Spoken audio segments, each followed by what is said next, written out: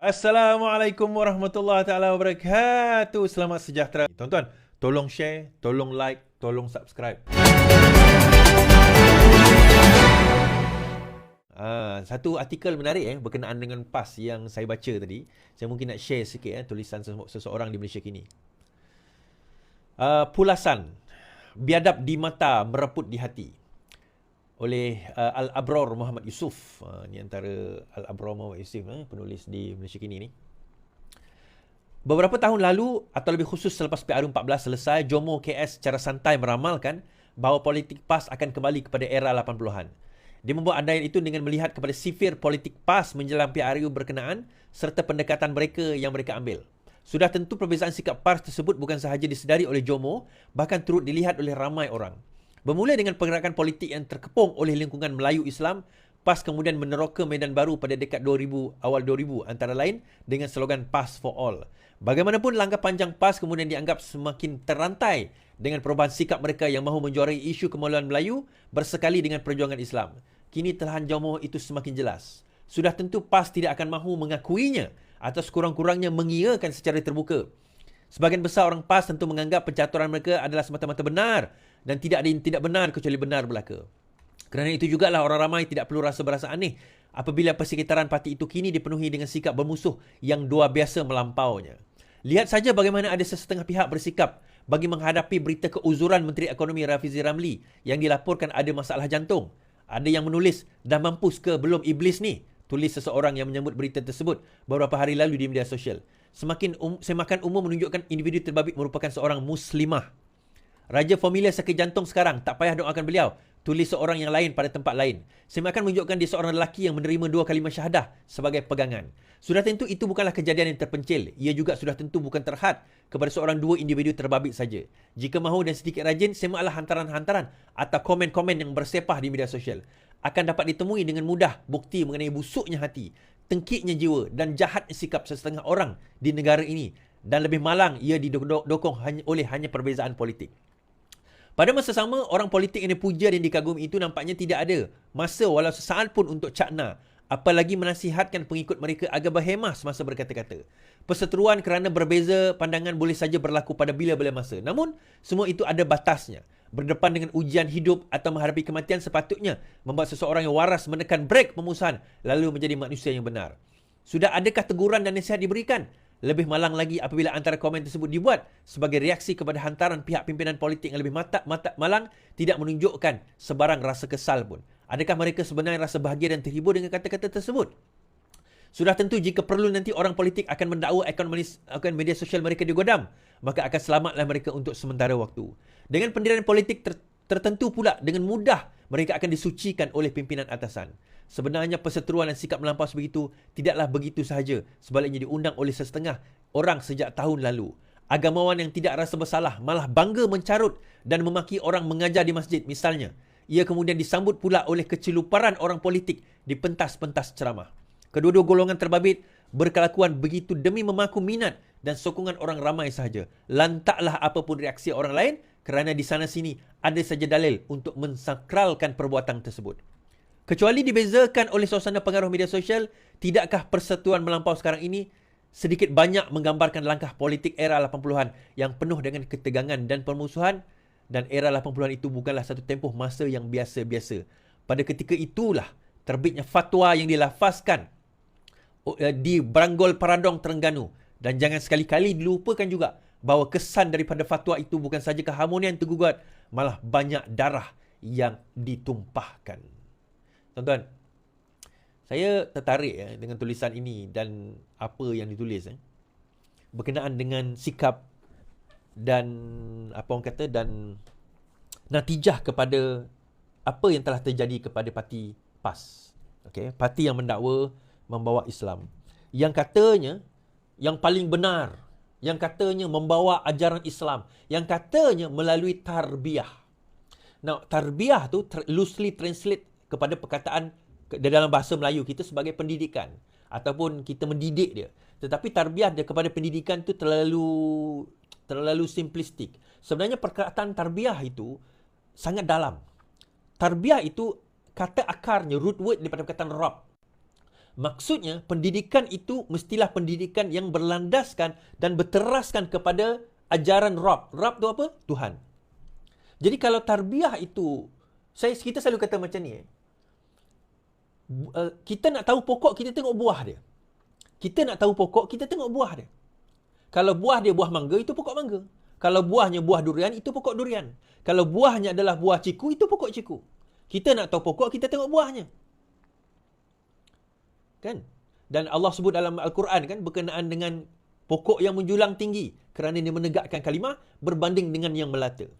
Ramai yang mendakwa dia membawa ajaran Islam. Tapi kita nak tengok perbuatan mereka, kita nak tengok diri mereka, kita tengok kepada buahnya.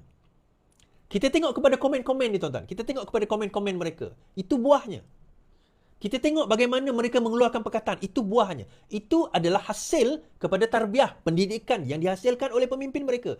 Bagaimana pemimpin mereka, disitulah anak buahnya. Anda tuan-tuan tengok komen. Tuan-tuan tengok komen. Disitulah buahnya. Tuan-tuan, Haji Hadi masuk hospital. Haji Hadi dikejarkan di hospital. Ada tak kita kata benda yang buruk kepada dia? Dia kata kita ni sekular. Dia kata kita ni liberal. Dia kata kita ni tak cukup nak pergi masjid, tuan-tuan. Tak cukup nak ibadah kita. Dia kata kita macam-macam. Tapi ada tak kita kata benda yang dia cakap kepada pemimpin kita? Kita tak nak marah dia, itu bukan kata hak, tapi itu adalah perbuatan dia yang akan dibalas oleh Allah Azza wa Jal. Allah akan balas mereka, tak apa. Tetapi saya nak kata, nak tengok kepada pokoknya, tengoklah hasilnya. Tengok buahnya. Tengok pada buahnya, tengok pada hasilnya. Tengok pada perbuatan mereka. So-called tarbiyah itu hanyalah perkataan yang mereka gunakan, tetapi hasil yang dihasilkan perkataan itu, daripada tarbiyah itu, daripada pendidikan itu, tidak menghasilkan yang sepatutnya. Kenapa? Sebab ujungnya, dia berbalik kepada pemimpin mereka. Kita tengok cara pemimpin mereka berceramah. Cara pemimpin mereka berucap. Baru-baru ini kita tengok Sanusi sendiri berucap, tuan-tuan. Maki hamun satu hal lah, itu satu hal. Fitnah itu satu hal. Kemudian bila disaman, dia kata apa? Oh, sebab dia kata kat aku kata kat dia balik. Saya tak pernah kata Vincent Tan itu korup. Itu jawapan dia. Tapi dia yang dakwa. Kata bahawa Vincent Tan dapat tanah 600 ekar, kemudian dah 100 juta dan sebagainya. Amir itu Vincent Tan ini. Dia cakap macam tu. Tapi bila didakwa, bila disaman, dia kata saya tak pernah kata. Saya tak pernah cakap. Bila disaman, oh saya minta maaf. Oh bila disaman, oh itu sebenarnya alaman sosial media sosial saya telah digodam. Tak, tuan-tuan?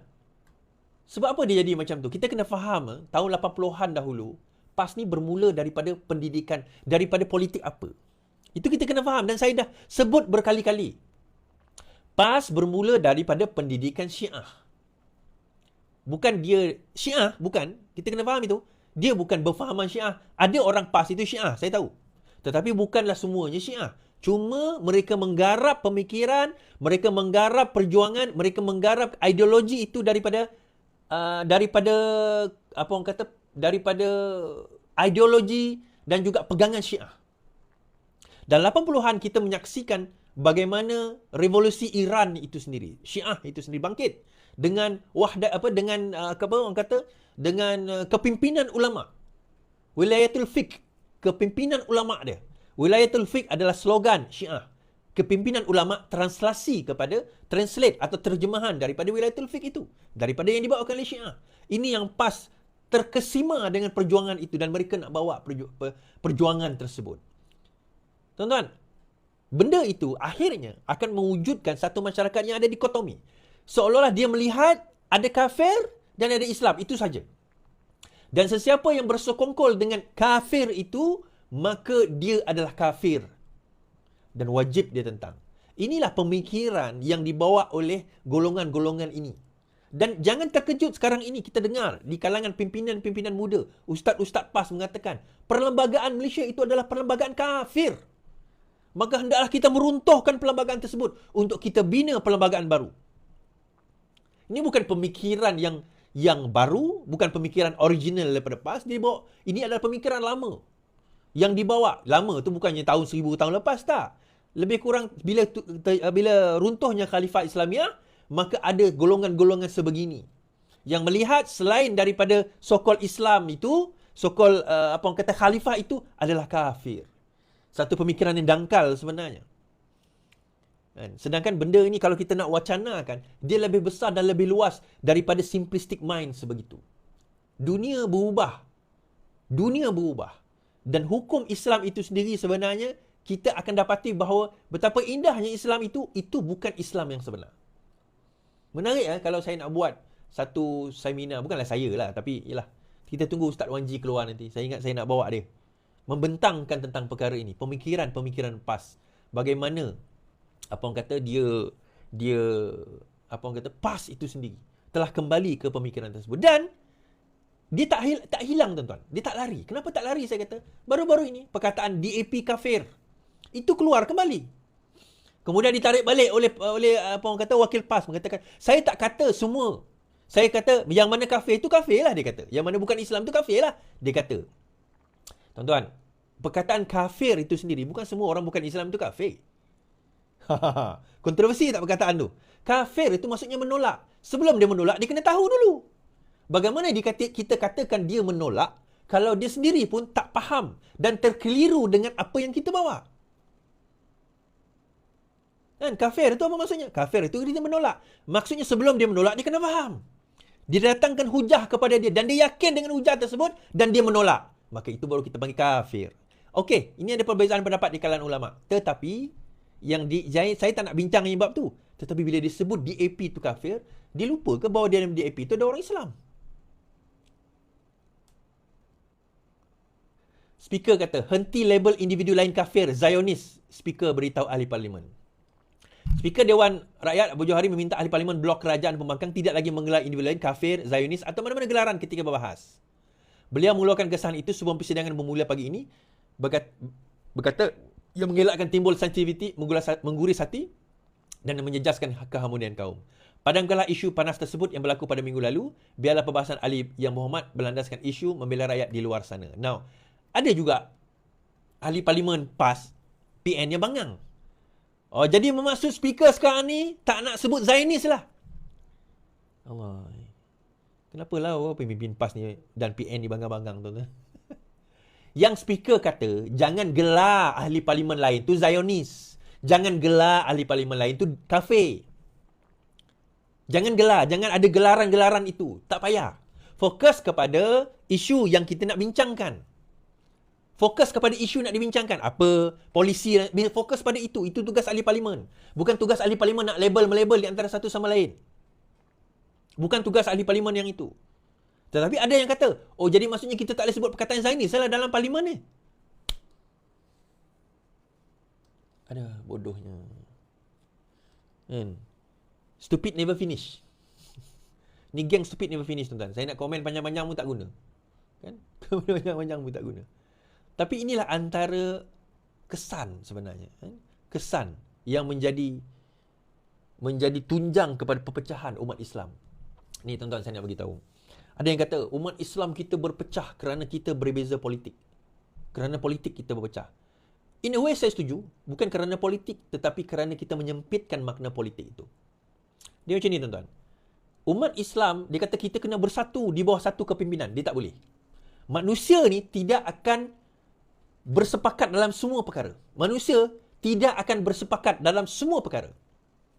Akan ada setengah perkara yang tuan-tuan sepakat, akan ada setengah perkara yang tuan-tuan tak sepakat. Kita ni akan ada perbezaan pendapat. Yang betul adalah bagaimana kita kena matang dalam berbeza pendapat. Itu yang betul.